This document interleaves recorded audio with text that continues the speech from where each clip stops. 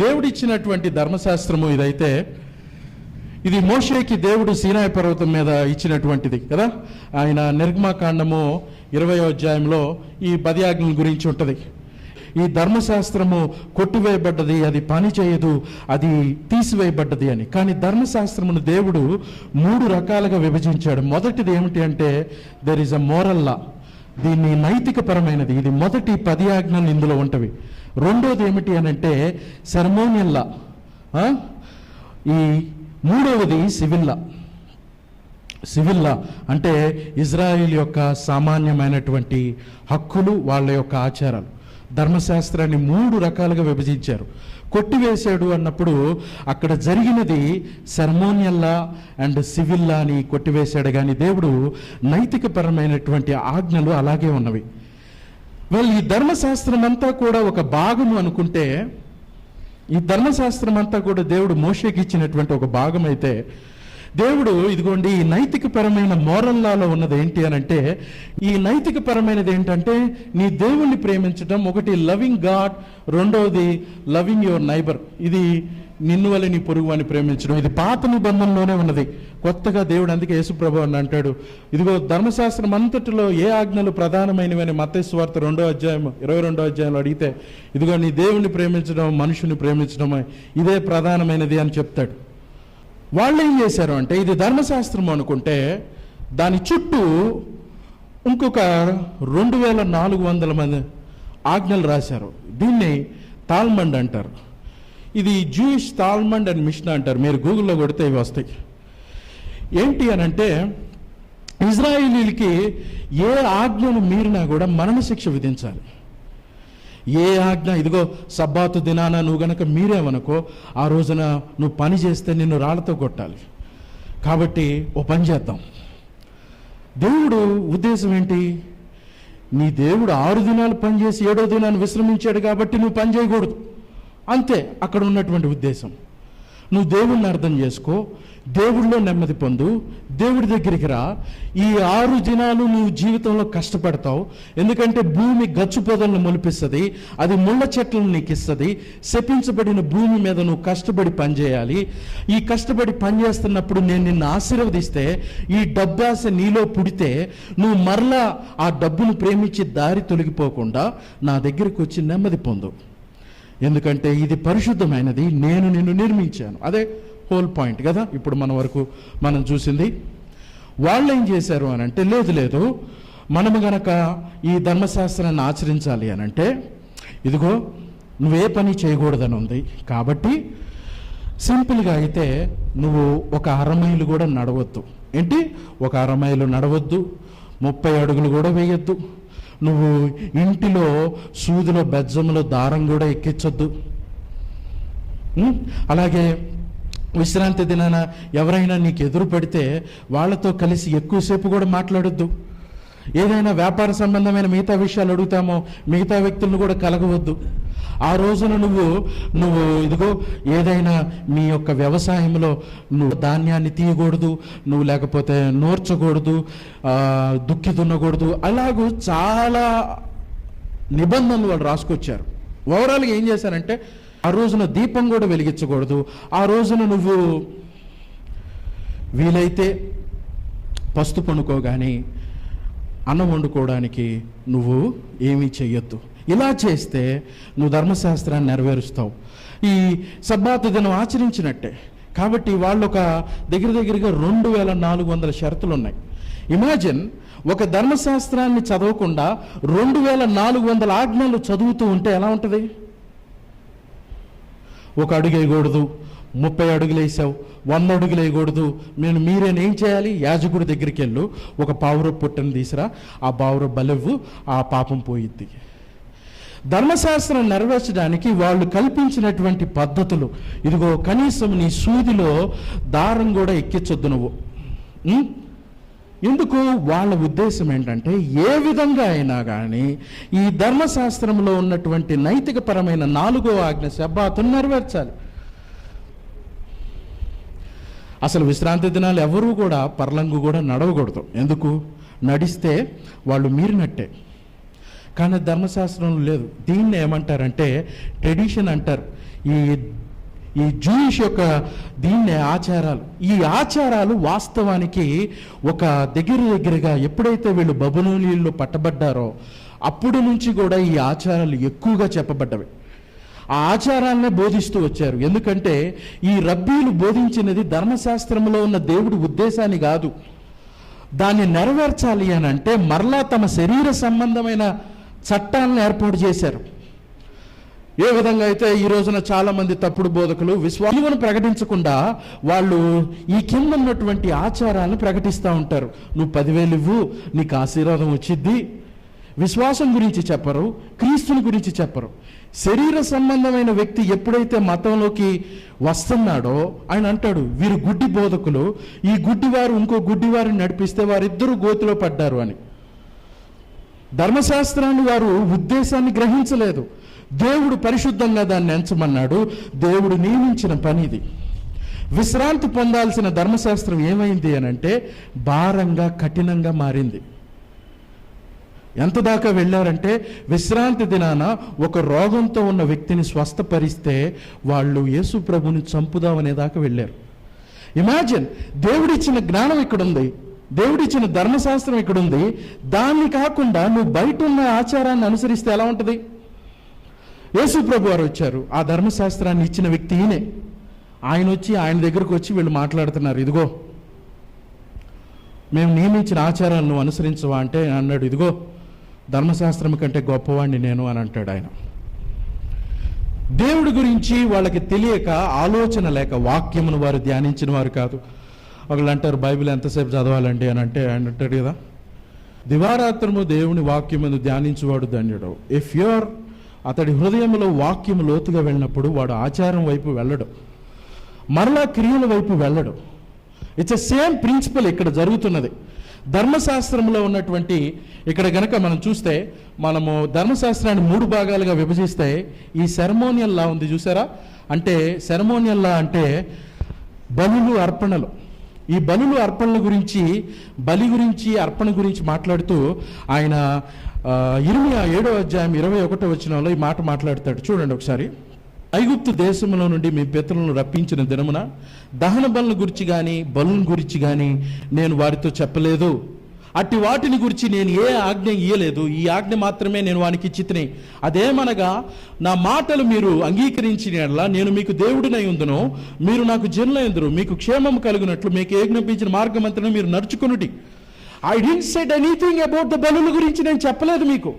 ఈ బలి అర్పించు, ఇదొచ్చు ఈ బలి అర్పణ, బలి గురించి మాట్లాడినప్పుడు ఏటేటా ఇదిగో ఒక కోడెను తీసుకురావాలి, ఒక పెద్ద కోడెను, ఆవుని తీసుకొచ్చి వాళ్ళు బలిచ్చాలి. ఇజ్రాయేలు సమాజం అంతటి కొరకు వారి పాపాలు వాళ్ళు ఒప్పుకున్నా ఒప్పుకోకపోయినా యాజకుడు చేయాల్సినటువంటి పని, ఒక ఆవును, ఒక ఆక్సును వారు బలివ్వాలి. ఒక యాజకుడు తప్పు చేసినా కూడా ఒక ఆక్స్ని, ఒక వ్యక్తి తప్పు చేస్తే ఒక గొర్రె పిల్లని ఇవ్వాలి, ఒక షీప్ని కానీ ఒక గోట్ని కానీ ఇవ్వాలి. అందులో మచ్చ కానీ మడత కానీ ఉండదు. ఒక పేదవాడు తప్పు చేస్తే ఒక పావురాన్ని ఇవ్వాలి. అసలు వాస్తవానికి బలుల గురించి చెప్పలా. ఈ ఆజ్ఞల్ని నడుచుకో చాలు, నా ఎదుట నువ్వు నిలబడతావంటే వాళ్ళు పాపం చేశారు. మరి పాపం చేస్తే ఏంటి ప్రభు అంటే ఆయన ఈ సెరమోనియల్ లాస్ని ఇచ్చాడు. ఈ సెరమోనియల్ లాస్ కూడా ఇవి కూడా 613 ఆజ్ఞల్లో భాగమే. దీని హెబ్రీలకు రాసిన పత్రిక 10వ అధ్యాయంలో మాట్లాడతాడు. ఎడ్ల యొక్కయు కోడెల యొక్కయు రక్తము మనుషుని యొక్క పాపము తీసివేయదని దేవుడే తన కుమారుడిని పంపించి ఆయన రక్తమందు మన పాపములు కొట్టివేశాడు అన్నప్పుడు that mean he is indicating ceremonial లాని కొట్టివేశాడు అని. ఇప్పుడు మూడోది ఏంటి అని అంటే there is a civil law. ఈ సివిల్ లా ఏంటి అని అంటే సామాజిక పరమైనది, ఇజ్రాయేలీలకి వర్తించిద్ది. ద్వితీయోపదేశకాండం మనం చదివితే అందులో వెల్కమ్ ఇక్కడ ఈ సివిల్ సమాజపరమైన, నువ్వు వడ్డీ వ్యాపారం చేయకూడదు, అన్ని జనులతో పెళ్లి చేసుకోకూడదు, నీ సహోదరుడికి నువ్వు వ్యతిరేకంగా మాట్లాడకూడదు, వాడితోటి ఇదిగో నువ్వు ఏ విధమైనటువంటి బానిసత్వాన్ని తీసుకోకూడదు, నీ సహోదరుని బానిసగా చేసుకోకూడదు. ఇలాంటివన్నీ కూడా సామాజిక పరమైనవి. అవి కూడా కొట్టివేయబడ్డవి. పౌలు అంటాడు, గ్రీకులు ఇదిగో గలతీయులకు రాసిన పత్రిక 3వ అధ్యాయంలో యూదుడని లేదు, గ్రీకు దేశస్థుడని లేదు, ఇదిగో అందరూ కూడా రక్షణకు సమానం అన్నప్పుడు యూదులకి మళ్ళా కోపం వచ్చింది. అంటే నువ్వు ధర్మశాస్త్రాన్ని కొట్టేస్తున్నావా అని పౌలుని 5 సార్లు కొడతారు. సో సివిల్ లా కూడా ఈజ్ అగైన్ క్యాన్సిల్డ్. బట్ నైతికపరమైనటువంటి మోరల్ లా ఉంది చూసారా, దట్ విల్ స్టిల్, అది మెయిన్. ఎందుకని అంటే ఇందులో నీ దేవుడైన యెహోవా తప్ప నీకు వేరొక దేవుడు ఉండకూడదు, మొదటి 10 ఆజ్ఞలు అవి. దీనిలో దేవుడి నీతి తెలియపరచబడతా ఉంటుంది. కాబట్టి ధర్మశాస్త్రం కొట్టివేయబడ్డది అంటే వాళ్ళ ఉద్దేశం ఏంటి? It's only this ceremonial and civil లా. వాస్తవానికి దేవుడి దగ్గరికి రావటానికి ఆయన సర్వజన్మ సమాజాన్ని అంతటినీ నిర్మించాడు, మానవులందరినీ దేవుడు సమానంగా నిర్మించాడు. కాబట్టి ఇజ్రాయేలుకు ఉన్న గొప్పతనం ఏమిటి? కేవలం వారు అబ్రహాము సంతానము, ఇజ్రాయేలు సంతానం కాబట్టి వారికి సమాజపరమైన హక్కుల్ని ఇచ్చాడు, అంతేగాని కానాను ప్రదేశాన్ని దేవుడు వాగ్దానంగా ఇచ్చాడు, అది నేటికి నిలబడినది. నేడు ఇజ్రాయేలీలు అలాగే ఉన్నారు.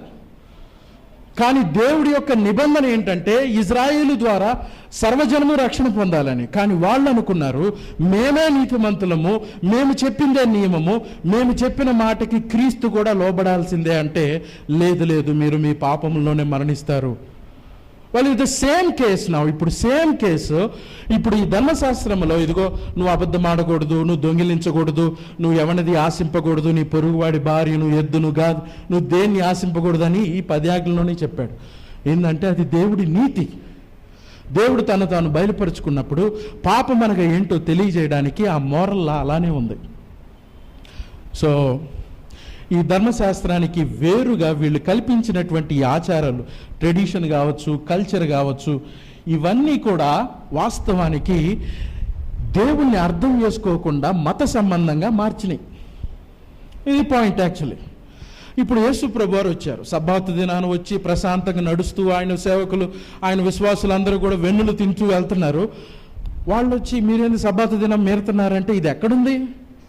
ఎక్కడా లేదు. వాళ్ళు తీసుకొస్తుంది ఆచారంలోంచి.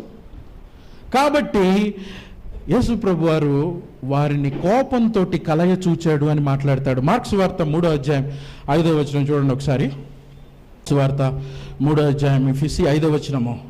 వారి హృదయ కాఠిన్యమునకు దుఃఖపడి కోపముతో వారిని కలయజూచి చెయ్యి చాపమని ఆ మనుషునితో చెప్పాను, వాడు చెయ్యి చాపగా అది బాగుపడెను.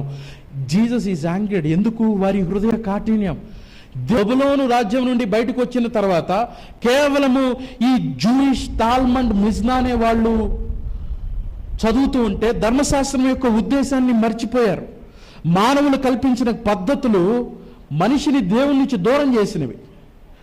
దేవుడికి చాలా కోపం వచ్చింది. నా ఇప్పుడు మన సంఘాల్లో జరిగేది ఏంటి అని అంటే సేమ్ పాయింట్ మన సంఘాల్లో కూడా జరిగేది ఏంటి అని అంటే ఇదే పాయింట్ జరుగుతూ ఉంటుంది. ఇమాజిన్ యేసు ప్రభు వారు ఆయన ఈ ధర్మశాస్త్రమును మనం నెరవేర్చలేమని తెలిసి ఆయన ఈ ధర్మశాస్త్రమును సిలువకు మేకులతో కొట్టి ఆయన సిలువలో మరణించాడు. ధర్మశాస్త్రపు యొక్క శిక్ష సెరమోనియల్లా, ఇక మీదట నువ్వు బలులు తీసుకురావద్దు, నేనే నీ బలి. ఇక మీదట యూదుడని లేదు, విశ్వాస సంబంధమైన ప్రతివాడు అబ్రహాము సంతానం.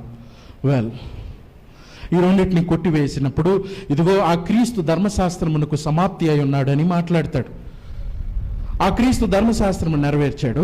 ఇప్పుడు మనము యూదులతో పాటు సహభాగస్థులమైన మనము కల్పించిన ఆచారం ఏంటంటే నువ్వు క్రీస్తునందు ఆశీర్వదించబడాలా? అయితే ఒక పని చేయి, నేను పెట్టేటువంటి 7 రోజుల ప్రార్థనలో పాల్గొను.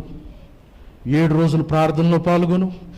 నేను నియమించినటువంటి ఇదిగో ఈ 10,000 కానుకను నాకు ఇవ్వు, నీకు ఆశీర్వాదం ఖచ్చితంగా వస్తుంది. నేను నియమించినటువంటి నా సంఘపు కట్టడి ఏదైతే ఉందో 2వ బాప్తిజం దాన్ని నువ్వు తీసుకో, 2nd బాప్తిజం తీసుకో.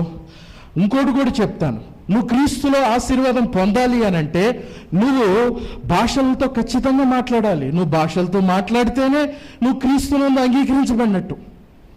ఐ విల్ డిఫైన్, నేను చెప్తాను నువ్వు ఎలాగూ రక్షణ పొందాలి, ఎలాగూ దేవుళ్ళలోకి రావాలి అన్నది.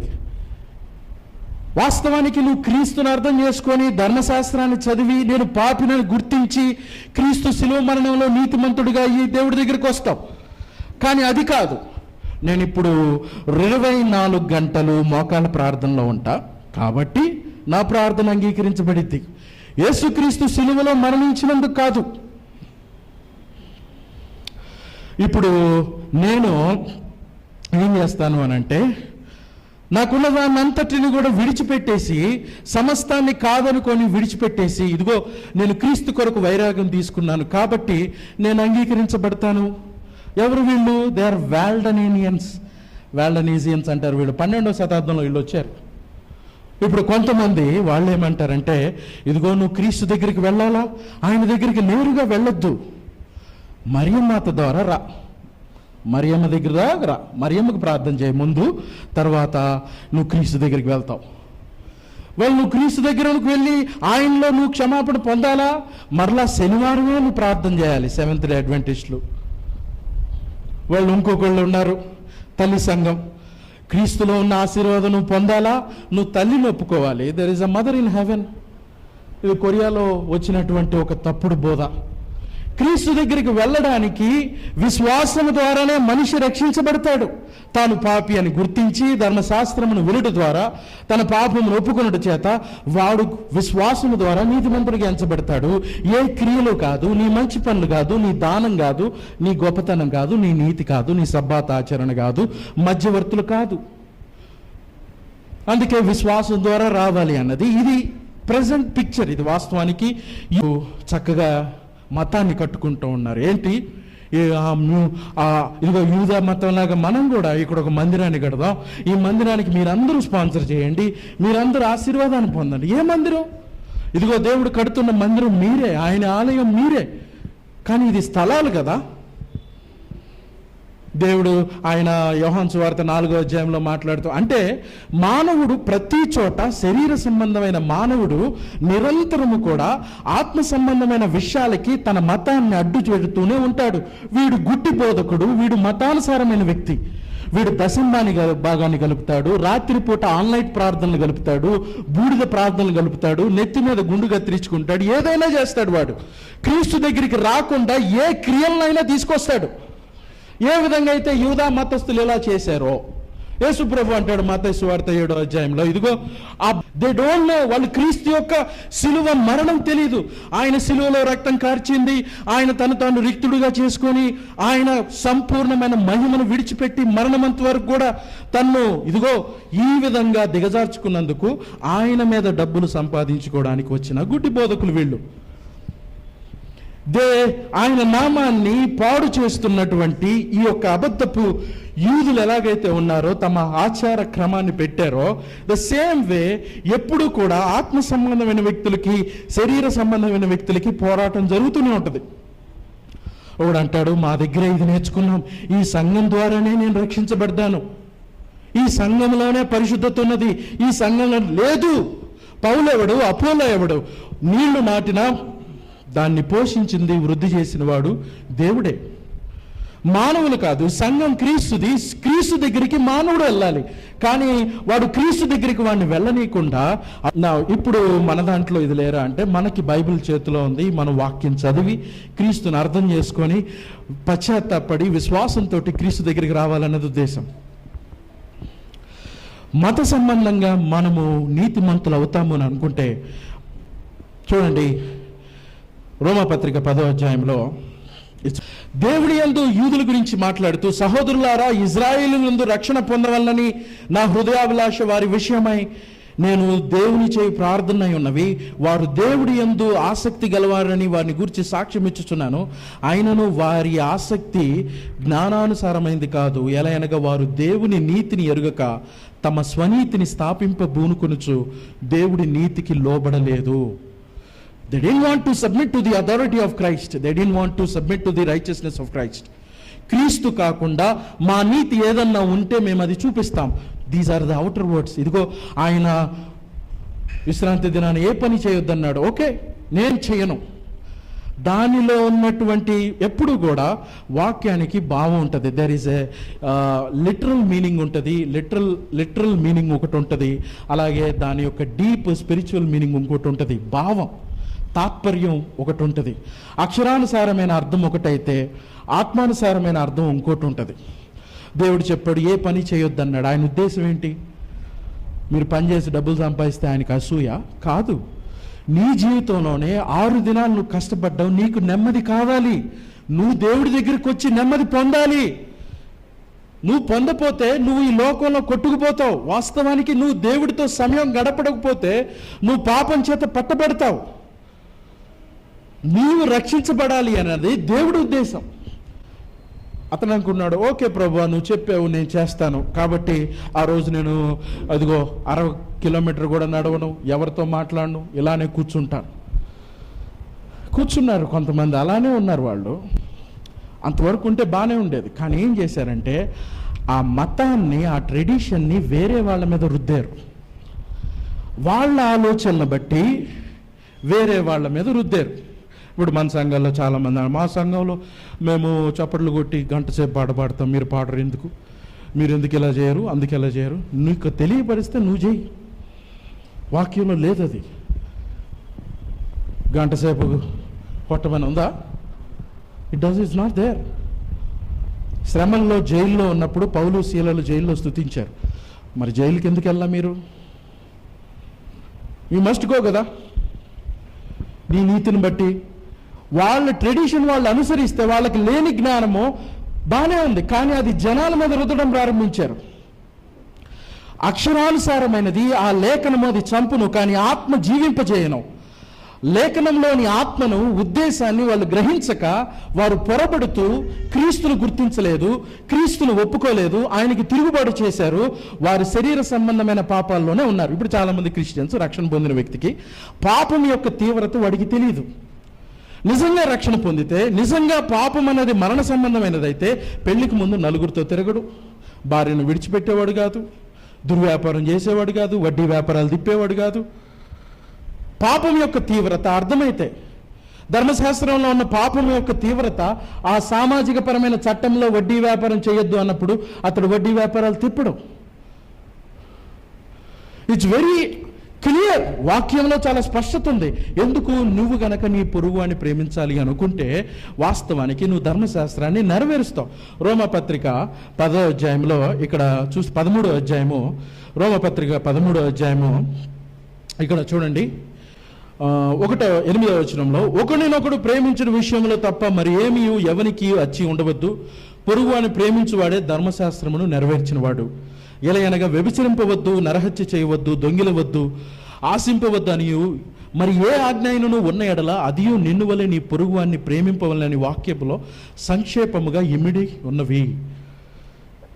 ధర్మశాస్త్రమును నిజంగా నువ్వు ఆచరిస్తే నువ్వు చేసే పాపం ఏది కూడా వాస్తవానికి అది నిజంగా నువ్వు దేవుని ప్రేమించే వ్యక్తివైతే నువ్వు ఎదుటివాడికి అబద్ధం చెప్పవు, ఎదుటివాడితో దుర్వ్యాపారం చేయవు, వాడి డబ్బును దోచుకోవు, వాడి ఇంటిని, వాడి ఆస్తిని, దేన్ని, అది ప్రేమ కాబట్టి, ఎందుకంటే దేవుని ఎరిగి ఉన్నాడు కాబట్టి. చూడండి, అంటే ఏంటంటే ధర్మశాస్త్రము నిజంగా నువ్వు ఆచరిస్తున్నావు అని అన్నప్పుడు, ఆ ధర్మశాస్త్రం వైపు నువ్వు చూస్తున్నప్పుడు నీకు అర్థమయ్యేది ఏంటంటే, వ్యభిచరించొద్దు అన్నప్పుడు ఇండైరెక్ట్గా నువ్వు ఎదుటివాడి దాన్ని దొంగిలించడానికి, అక్రమంగా తీసుకోవడానికి వెళ్ళవు. అందులో ఏముంటుందంటే ప్రేమ ఉంటుంది. నా అన్న యొక్క ఆస్తిని నేను కాజేయను. ఎందుకు అనంటే దేవుడు చెప్పాడు. కానీ ఇండైరెక్ట్గా నా అన్నను నేను ప్రేమించిన వాడిని అవుతా. సో పౌలు దానికి అర్థమయ్యి, నిజంగా ధర్మశాస్త్రపు ఉద్దేశాలు మీకు అర్థమై ఉంటే, నువ్వు ఒక మనిషి వెన్నులు తిన్నందుకు పంట చేలలో పడి విశ్రాంతి దినమున వాడు కేవలం అవి తిన్నందుకు వాడు మీరాడు అని నువ్వు అనవు. నువ్వు జడ్జిమెంట్ పాస్ చేయవు. ఎందుకంటే నీకు వాస్తవానికి ఉద్దేశము తెలియలేదు కాబట్టి. ఆ లోపల ఉన్న ఉద్దేశము, అండర్స్టాండింగ్ వాళ్ళకి గ్రహించలేదు కాబట్టి. అది చాలామంది దేవుణ్ణి అర్థం చేసుకోవడం అన్నది ఆత్మ సంబంధంగా జరిగే కార్యం. గమనించండి, ఇప్పుడు ధర్మశాస్త్రము దేవుడు ఇవ్వలేదు, దేవుడికి ధర్మశాస్త్రం ఇవ్వలేదు. మనుషులందరూ ఎలా ఉంటారు? నిన్ను వలె ఎదుగో దేవుడు ధర్మశాస్త్రం ఇవ్వలేదు, నేను తప్ప వేరే దేవుడు లేడు అని చెప్పలేదు, వ్యభిచరించవద్దు, దొంగిలిద్దొద్దు అని చెప్పలేదు దేవుడు. అనుకుందాం, మనుషులందరూ ఎలా ఉంటారు? మంచి వాళ్ళగా ఇవన్నీ చేస్తూ ఉంటారా? ఏ రాజు, పుట్టుకతో మంచివాళ్ళు కదా మనుషులు. They don't believe in original sin. జన్మ పాపాన్ని వాళ్ళు ఒప్పుకోరు. బికాజ్ ఎందుకంటే వీడు పుట్టుకతో మంచివాడు, ధర్మశాస్త్రం లేకపోయినా వాడికి మంచి ఏంటో అర్థమైద్దా? అర్థం కాదు. ఈ సమస్త లోకానికి దేవుడు తన యొక్క ధర్మశాస్త్రం ద్వారా నీతిని తెలియజేయకపోతే పాపంలో పుట్టిన మానవుడికి దేవుడి నీతి అనేది తెలియదు, రక్షణ అనేది తెలియదు. ఇమాజిన్, ఈ భూమి మీద ఈ ధర్మశాస్త్రం లేకపోతే ఏమైంది? దేవుడి మనస్సు అర్థం కాదు, దేవుడి ఉద్దేశాలు అర్థం కావు. That is the problem there. అందుకే దేవుడు ధర్మశాస్త్రాన్ని ఇచ్చి నిన్ను నన్ను క్రీస్తు యొద్దకు నడిపించాడు. ఈ ధర్మశాస్త్రం మరి నెరవేర్చగలమా? యాకోబు అంటాడు 2వ అధ్యాయంలో, ధర్మశాస్త్రం అంతా నువ్వు చేసి ఒక దానిలో మీరితే నువ్వు ధర్మశాస్త్రం అంతా మీరినట్టే. కాబట్టి నువ్వు ధర్మశాస్త్రమును బట్టి నీతిమంతుడు ఎప్పుడూ అవ్వలేవు. ధర్మశాస్త్రం ఈజ్ ఎ హోల్ ప్యాకేజ్. నువ్వు అన్నీ చేసావు కానీ నువ్వు తల్లిదండ్రులు చూడలేదు. నువ్వు అన్నీ చేసావు కానీ అబద్ధం ఆడావు, అన్నీ మీరినట్టే. నువ్వు అన్నీ చేసావు కానీ 10వ ఆజ్ఞ ఆశించవద్దు, నువ్వు ఆశించావు, నువ్వు మీరినట్టే. కాబట్టి ఇట్ ఈజ్ నో వే, ధర్మశాస్త్రం నిన్ను రక్షించలేదు. కాబట్టి నువ్వు క్రీస్తు దగ్గరికి రావాల్సిందే. ధర్మశాస్త్రము క్రీస్తుకు బాలశిక్షకుడిగా ఉన్నాడు. Let's coming to the point. మత్తయి సువార్త, ఇక్కడ ఇప్పుడు మన మత్తయి సువార్త 10వ అధ్యాయం దగ్గరికి వస్తే, మత్తయి సువార్త 12వ అధ్యాయం. విల్ క్లోజ్ ఇట్ అన్నా, అయిపోయింది. It's in 10 minutes I'm closing it. And it's very కొద్దిగా ఇక్కడ చూడండి. ఇక్కడ మనం కనుక చూస్తే అంతటా పరిసయ్యులు ఇక్కడ మాట్లాడుతూ ఉన్నాడు. ఇదిగో యేసు ప్రభు వారు అంటున్న మాటలు చూడండి. He is defending in a logical statement. ఆయన వారితో ఇట్లా, నేను తనతో కూడా ఉన్నవారు ఆకలి ఉండగా దావీదు చేసిన దాని గురించి మీరు చదవలేదా? మీరు వాక్యాన్ని చదవలేదా? మీ ఆచారాన్ని ఒక్కదాన్నే చూసారా? ఇక్కడ ఏమని మాట్లాడుతున్నాడు అని అంటే, ఒకడు నిజముగా రక్షణ పొందాలి అన్నప్పుడు ధర్మశాస్త్రం వైపు చూసి అప్పుడు క్రీస్తు కనబడతాడు. ధర్మశాస్త్రం చూసినప్పుడు పాపములు కనపడతా ఉంటవి. మరి నా పాపముల నుంచి నన్ను ఎవడు విడిపించగలడు? క్రీస్తు. క్రీస్తును పట్టుకున్నవాడు సిగ్గుపడడం. ఇక్కడ సేమ్ ఉద్దేశం ఇక్కడ చూస్తే, యాజకులే తప్ప, ఇదిగో దావీదు చేసిన వాగ్దానం గురించి మీరు చదవలేదా? ఇదిగో అతడు దేవుని మందిరములో ప్రవేశించి యాజకులే తప్ప తానైనను తనతో కూడా ఉన్నవారినైనా తినకూడని సముఖపు రొట్టెలు తిన్నాడు.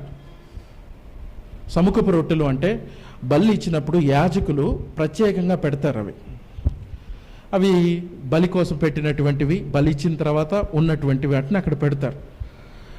కానీ దావీదు సౌలు నుంచి పారిపోతూ ఉన్నప్పుడు, ఆకలి కొని ఉన్నప్పుడు, అతడు నాకేమన్నా ఉంటే ఇవ్వు అని యాజకుడిని అడిగితే యాజకుడు అతడి ఆకలిని చూసి ఇచ్చాడు. మనం చూసాం ఇక్కడ ఆచార క్రమంలో సెరమోనియల్ లాస్లో మనిషి ఏది ముట్టుకోకూడదు. కానీ దావీదు వెళ్ళి ఆకలితో ఉన్నాను నేను అన్నప్పుడు దేవుడు కనికరం చూపించాడు. ధర్మశాస్త్రం పాపాన్ని చూపించింది, కానీ దేవుడి దగ్గర ధర్మశాస్త్రానికి వేరుగా కనికరం కూడా ఉంది, దయా దాక్షిణ్యాలు కూడా ఉన్నవి. దాన్ని అర్థం చేసుకోవటల్లా. దేవుణ్ణి ఎప్పుడూ ఒకే యాంగిల్లో చూడకుండా వాళ్ళు సంపూర్ణంగా చూడాలి. ఆయన నీతిని ఇచ్చాడు. ప్రభువా నేను నీతిమంతుని కాను, మరి ఏం చేయాలి ప్రభువా అంటే, దయ చూపించు నా పైన, నేను అర్హుని కాదు, నా మీద దయ చూపించు, నా పాపములు క్షమించు ప్రభువా అని దయ చూపించమని అడిగితే, పౌలు అంటాడు ధర్మశాస్త్రమునకు వేరుగా దేవుడి నీతి బయలుపరచబడుచున్నది, అది విశ్వాసము ద్వారా మనుషులు నీతిమంతులు అవుతారు. నువ్వు నమ్మి నా పాపములు ఒప్పుకున్నప్పుడు నువ్వు రక్షణ పొందుతావు. ఇది క్రీస్తు యొక్క నీతి. దావీదుకి అదే జరిగింది. నేను ఆకలితో ఉన్నాను, యేసు ప్రభు వారికి అన్నీ తెలుసు, ఆయన వాక్యంలోంచి చూపించాడు. వాళ్ళకి చాలా కోపం వచ్చింది. ఆయన అన్నాడు 6వ వచనంలో, ఇదిగో ఇక్కడ చూడండి, విశ్రాంతి దినమున మీ యాజకులు ఉల్లంఘించారు చాలాసార్లు విశ్రాంతి దినాన్ని. ఎందుకంటే విశ్రాంతి దినాన్ని ఏ పని చేయకూడదు, కానీ విశ్రాంతి దినాన్ని చాలా బలులు చేస్తారు వాళ్ళు. ఆ రోజున ఎక్కువ పని చేయకూడదు, కానీ వాళ్ళు అనేకమైన బలులు అర్పిస్తూ ఉంటారు వీళ్ళ పాపముల నిమిత్తమై. మరి మీరు చేసిన పని ఏంటి? మీరు కూడా ఏం చేయకుండా సైలెంట్గా కూర్చోవాలిగా. మరి మీరు బలిస్తే ఆ మాంసం అంతా ఇంటికి తీసుకెళ్తారు, ఆ ధాన్యం అంతా ఇంటికి తీసుకెళ్తారు. మీకు మీ సొంత పాపాలు కనబడవా? వాళ్ళకి ఇంకా కోపం వచ్చింది. ఇదిగో కాగా మనిషి కుమారుడు విశ్రాంతి దినానికి ప్రభు అయి ఉన్నాడు. ఇక్కడ 7వ వచనం చాలా ముఖ్యం. కనికరమనే కోరుచున్నాను కానీ బలిని నేను కోరను అని వాక్య భావం మీకు తెలిసి ఉంటే దోషులని తీర్పు తీర్చకపోదురు. అండ్ దేవుడు మొదట మనం చూసాం ఇర్మియా 7వ అధ్యాయం 22లో, బలిని నేను కోరలేదు, పాపమును ఒప్పుకొని నా దగ్గరికి వస్తే వారు కనికరించబడతారు. ప్రాబ్లం ఏంటంటే ఈ వాక్యం ఎవరికి అర్థమైందంటే నిజంగా పాపాన్ని చూసిన వ్యక్తులకే అర్థమైంది. తాను స్వనీతిలో ఉన్న వ్యక్తులకి ఇది ఒక అది ఎలాంటంటే ఇది అసలు అర్థం కాదు. పాపములు గ్రహించిన వ్యక్తి ఎప్పుడు క్రీస్తు దగ్గరికి వస్తాడు, కనికరానికి అడుగుతాడు. ప్రభువా నేను క్షమించమని అడగడానికి అర్హుని కాదు. ఆ స్త్రీ వచ్చి అనేది, ఇదిగో అయా పిల్లల దగ్గరికి వచ్చి నా పిల్లల్ని ఆశీర్వదించు, నా పిల్లల్ని స్వస్థపరచు అంటే, ఇదిగో పిల్లలకు పెట్టాల్సింది కుక్క పిల్లలకు పెట్టకూడదు అన్నప్పుడు ఆవిడ అనేది, నన్ను కుక్క అంటావా అందో. అవును ప్రభా, కుక్క పిల్లలు కూడా పిల్లల దగ్గర ఉండి తింటాయి. నేను పాపినే, నేను కుక్కనే, దయచేసి నా మీద దయ చూపించు. నా యారగెన్స్, నా ప్రైడ్ని తీసివేసి నా పట్ల దయ చూపించు ప్రభా, నా పాపములు క్షమించు. రిపెంటెన్స్, పశ్చాత్తాపంతో, హంబుల్నెస్ తోటి వచ్చినటువంటిది. నా చాలామంది వాళ్ళు ఏ విధంగానూ కూడా వాళ్ళ మాటల్లో కానీ వాళ్ళ క్రియల్లో కానీ, నేను వాక్యం చదివాను అందుకే నాకు జ్ఞానం వచ్చింది, ఈ వాక్యం చదువుతుంటే వచ్చింది. అవునా, దేవుడు నా కళ్ళులు తెరిచాడు, నేను గుడ్డివాడిగా ఉన్నప్పుడు ఆయన నన్ను రక్షించాడు, నేను ఘోరమైన పాపినైతే నన్ను క్షమించాడు అన్నది ఉండదు. ఇమీడియట్గా తమ నీతిని ప్రదర్శిస్తూ ఉంటారు. క్రీస్తును అర్థం చేసుకోవడం అన్నది ఇక్కడ మూల ఉద్దేశం. ఆఖరి వచనం ఇక్కడ చూడండి, ఆయన అంటున్నాడు, మనిషి కుమారుడు విశ్రాంతి దినమునకు ప్రభు అయి ఉన్నాడు. నేనే మీకు ఇచ్చింది. వాస్తవానికి నేను మనిషి కుమారుని, మీరు నెమ్మది పొందుతారని ఆ నెమ్మదిని కాస్త భారంగా చేశారు వీళ్ళు. చర్చికి వస్తే నెమ్మది పొందుదామని కాన్సెప్ట్. వాస్తవానికి ఇప్పుడు చాలామంది చర్చిల నుంచి పారిపోతున్నారు. ఏం పెడతాడో ఈ పాస్టర్ నా మీద, క్రిస్మస్ ప్రోగ్రామ్ అంట 10,000 ఇవ్వాలంట నేను, లేకపోతే ఈస్టర్ అంట నేను ఒక 20,000 ఇవ్వాలంట, ఏంటిది, నేను ఇంట్లో గృహ కూడికలు పెట్టించాలంట. వీళ్ళ భారం తట్టుకోలేక వీళ్ళు పారిపోతున్నారు. ఎందుకో తెలుసా, వాళ్ళు క్రీస్తును ప్రకటించేవాళ్ళు కాదు. క్రీస్తుని ఎరిగిన వాడు మనిషిని క్రీస్తు దగ్గరికి తీసుకొస్తాడు, అంతే. అంతవరకే నా పని. కొంతమందికి కావాలి, కొంతమంది ఉన్నారు మత సంబంధమైన వ్యక్తులు, రోజు నన్ను గెలవాలి, రోజు నాకు ఇవ్వాలి అనేటువంటి ఒక, ఎందుకంటే వాళ్ళకి మతంలో ఉన్నారు, అందుకే వాళ్ళకి అర్థం కాదు. ఇక్కడ యేసు ప్రభు వారు వాళ్ళు భారమైన కాడలు పెడితే ఇది తీసివేసి నాకు అది సులువైంది. ఇక్కడ చూడండి, ఆయన ఇదిగో ఆ సందర్భంలో మనిషి కుమారుడు విశ్రాంతి దినమునకు ప్రభు ఉన్నాడు. అక్కడ నుండి వెళ్ళి సమాజ మందిరంలో ప్రవేశించినప్పుడు ఇదిగో ఓచ చేయగలవాడు ఉన్నాడు. అదే సమయానికి నేరుగా అక్కడ ఓచ చేయగలవాడు ఉన్నాడు. వాళ్ళందరూ చూస్తున్నారు. వారు ఆయన మీద నేరము మోపవలనని విశ్రాంతి దినమున స్వస్థపరచడం న్యాయమా కాదా అని ఆయన అడిగిరి. ఆయన స్వస్థపరుస్తాడని ఆయనకి తెలుసు, వాళ్ళకి తెలుసు. అక్కడ రెడీగా ఒకడు ఉన్నాడు, ఓచ చేయగలవాడు. యేసు ప్రభు వారు వెళ్ళారు. ఏం చేస్తాడు? He'll took it challenge. మీరు నన్ను గదిలిస్తే నేను ఇంకా అందరినీ స్వస్థపరుస్తా, నేను ఎవరిని విడిచిపెట్టను, అందరినీ బాగు చేస్తా, అందరినీ కూడా విశ్రాంతిలోకి తీసుకొస్తా, నీ ధర్మానికి నీ ఆచారానికి నేను లోబడను. There is a ultimate challenge when man has to take a challenge. వాక్యాన్ని బట్టి నిలబడాల్సిన పరిస్థితుల్లో ఖచ్చితంగా మనిషి నిలబడాల్సిందే. దేవుడు తీసుకున్నాడు, and he took it a challenge. ఆయన వాడిని అడిగిరి. అందుకు ఆయన, ఏ మనిషికైనా గొర్రె ఉంటే ఆ విశ్రాంతి దినం మన గుంటలో పడిన దాన్ని పట్టుకొని పైకి తీయడా. వాళ్ళ లోపాలని చాలా తేలిగ్గా చూపిస్తూ ఉన్నాడు. బరే, మీకు గుంటలో పడిపోతే దాన్ని పైకి తీయరా, మీ గొర్రెల్ని చూడరా. చాలామంది పాస్టర్లు చాలా కఠినంగా మాట్లాడుతూ ఉంటారు రేపటి రోజున. కానీ వాళ్ళ పాస్టర్ల పిల్లలే చాలామంది చెడిపోయి ఉంటారు. నేను చాలామందిని చూశాను. అది ఎందుకు అని అంటే, మరి ఏమైంది, నువ్వు ఇంత నీతిని ప్రకటించావు, మరి నీ పిల్లలకి నువ్వు నీతిని ప్రకటించలేదా? ఎందుకని నువ్వు భారమైన కాడిని పెట్టావు నీ విశ్వాసుల మీద? నీ పిల్లల దగ్గరికి వచ్చే సులువైన కాడిని ఎందుకు పెట్టుకున్నావు? వాళ్ళని నువ్వు వాక్య బోధనలో ఎదిగింపలేదా? వాళ్ళకి వాక్యాన్ని నువ్వు బోధించలేదా? What happening there? ఇక్కడ చాలామంది మనిషి తన వరకైతే కనికరం కోరుకుంటాడు, కానీ ఎదుటివాడి దగ్గర మటుకు ఖచ్చితంగా నువ్వు టైంకి రావాలి అంటాడు. That is the point there. అక్కడ కనికరం అనేది మనిషికి కనబడదు. వాస్తవానికి ఎందుకు కనబడదు అంటే, తన వరకైతే స్వార్థపరుడు కాబట్టి చూసుకోవాలి. అందుకే యేసు ప్రభువు దానికి అపీల్ చేస్తున్నాడు. నీ సొంత పాపాన్ని నువ్వు చూసుకోలేదా ఎప్పుడు? యు డోంట్ సీ నీ భార్య మీదకి వెళ్తున్నావు, నీ పాపం నువ్వు ఎప్పుడు చూడలేదా? నీ భార్య మీదకి వెళ్తున్నావు, నువ్వు ఎప్పుడు గమనించలేదా నీ స్థితిని? నువ్వు ఆ డీప్ ఇంట్రోస్పెక్షన్ వాళ్ళని యేసు ప్రభువు అడుగుతూ ఉన్నప్పుడు ఆయన మనుషుని చేయి చాపి, ఇదిగో కాబట్టి గొర్రె కంటే మనుషుడు ఎంతో శ్రేష్ఠుడు, కాబట్టి విశ్రాంతి దినమున మేలు చేయట ధర్మమే అని చెప్పాడు. మనుషులు విలువైన వాళ్ళు, గమనించండి, మనుషులు చాలా విలువైన వాళ్ళే. దట్ డజంట్ మీన్ వాళ్ళు ప్రతిసారి పాపంలో కొనసాగమని కూడా దేవుడు చెప్పలేదు.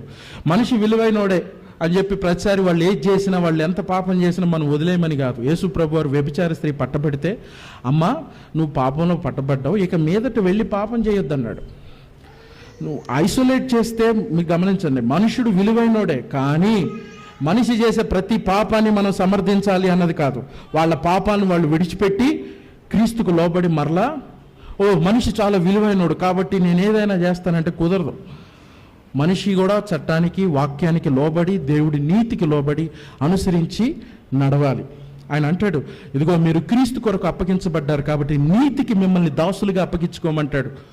మీరు క్రీస్తు అనే కాడి కిందకి, క్రీస్తు కిందకి రండి. క్రీస్తు నీతిని, క్రీస్తు మిమ్మల్ని స్వతంత్రులుగా చేశాడు, క్రీస్తు మిమ్మల్ని విమోచించాడు, మిమ్మల్ని రక్షించాడు. అయితే మీ స్వాతంత్రాన్ని పాపంకు ఉపయోగించుకొనక క్రీస్తుకు, నీతికి దాసులుగా అప్పగించుకోండి.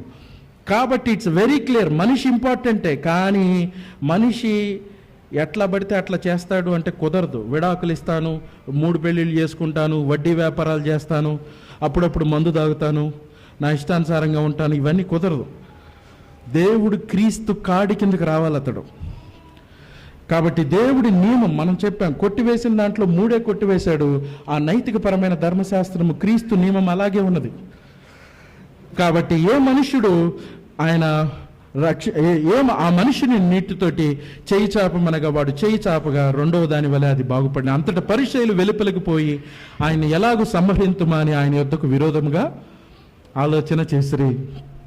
గాడ్ హీల్డ్ దెమ్, దేవుడు వారిని స్వస్థపరిచాడు. అది మనుషులకి నచ్చలా. ఎందుకు నచ్చలా? It's an ego. ఒకడు బాగుపడితే వీళ్ళకి ఎందుకు నచ్చదు? జనరల్ మెంటాలిటీ కదా. ఒకడికి గవర్నమెంట్ ఉద్యోగం వస్తే మిగతా వాళ్ళకి నచ్చదు, ఒకడికి ఉద్యోగం వస్తే నచ్చదు, ఒకడికి పెళ్లి చేసుకుంటే నచ్చదు, వాడికి పిల్లలు పుడితే వీడికి నచ్చదు. అది మానవ స్వభావం. వాళ్ళు క్రీస్తుకు కూడా అదే చూపించాడు, కానీ దేవుడు అక్కడి నుంచి వెళ్ళిపోయాడు. వారిని గుడ్డితనానికి వారినే అప్పగించాడు. ఇట్ ఈస్ వెరీ, క్రీస్తును గమనించి చూడండి, ఆయన పాపాన్ని క్షమిస్తూనే పాపాన్ని ఎప్పుడూ సమర్థించలా. ఆయన ఆచారాన్ని ఆచరిస్తున్నాడు, కానీ ఆయన ఎదుటి వాళ్ళ మీద రుద్దలేదు. వాస్తవానికి ఆయన క్రీస్తు పాపులను దగ్గరికి రాణిస్తూ ఉన్నాడు, కానీ ఆయన పాపంలో తోటి మలినమైపోలా. ఐ హోప్ ఇంతవరకు క్లియర్గా అర్థమైంది అనుకుంటున్నా. ఇట్స్ వెరీ బిగ్ సబ్జెక్ట్ కాబట్టి ఇట్స్ గివ్స్ కొద్దిగా ఇట్ గివ్స్ ఏ విధంగా ఆలోచన రావాలి అని అంటే, ఇవన్నీ కాదు, నా మనసును నేను పరీక్షించుకొని క్రీస్తు దగ్గరికి వెళ్ళాలి. నేను క్రీస్తు ద్వారానే రక్షించబడతాను. మానవ ఆచార క్రియలు ఇవేవి కాదు, విశ్వాసము ద్వారా నేను దేవుణ్ణి ఆనుకొని హత్తుకొని ఉంటాను. ఇదే we should be very very careful. క్రీస్తు చేసిన ఉద్దేశము ఆయన మనం అనుసరించలేం. ఖచ్చితంగా బలహీనమైన వ్యక్తులంగా మనం క్రీస్తుని అనుసరించాలి, కానీ చాలాసార్లు పడిపోతాం. అందుకే మనం ప్రతిసారి ఆయన కృపాసింహాసనం దగ్గరికి వెళ్ళి పశ్చాత్తాపడుతూ కనికర చూపు ప్రభువా అన్నప్పుడు మనకి క్రీస్తు యొక్క ఉద్దేశము, భావము అర్థమవుతుంది. We will not be pride and arrogant.